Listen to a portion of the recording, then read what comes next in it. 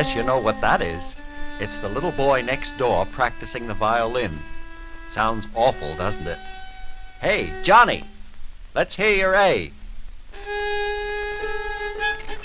You'd better tune up, Johnny.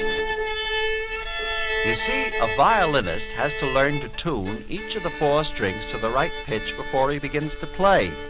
That's a lot harder than playing the piano. All you have to do is strike the keys.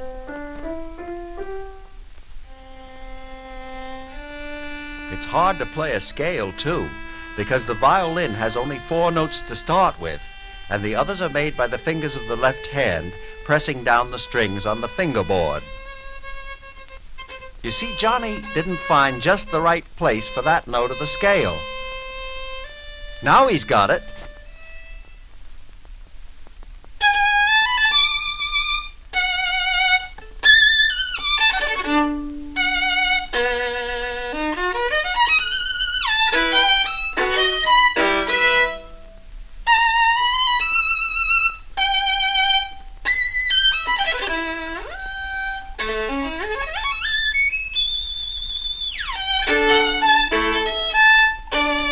Say, that can't be Johnny we hear now. He may play that well someday if he really practices hard. No, that's the man across the street. He plays first violin in a symphony orchestra and is a great soloist, too. Let's ask him to show us some of the things he can do with his violin. Why, even a scale sounds beautiful as he plays it. Do you notice how warm the tones are? That's because each tone is shaded in pitch as the finger moves slightly on the string. Maybe you have noticed that the left hand of a good violinist seems always to be trembling a little. That is the way he gets vibrato, which is tone coloring. The tone is dull without it. Listen. Sometimes violinists try to show off and do too much of it.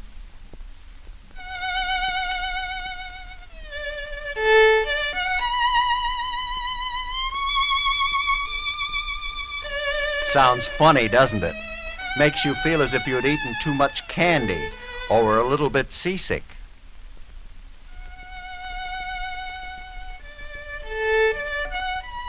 There, that's just right.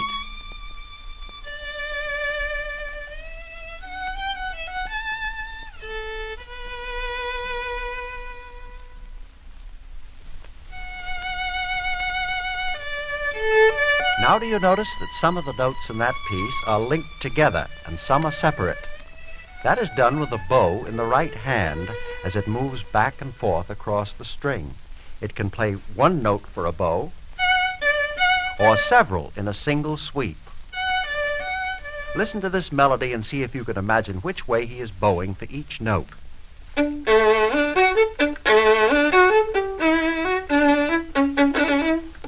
You can see how important bowing is in the sound of the music. Sometimes he bounces the bow on the strings as it moves across, and you get short staccato tones. When the music is very fast, he often bounces the bow, but the notes come together so you can hardly realize it.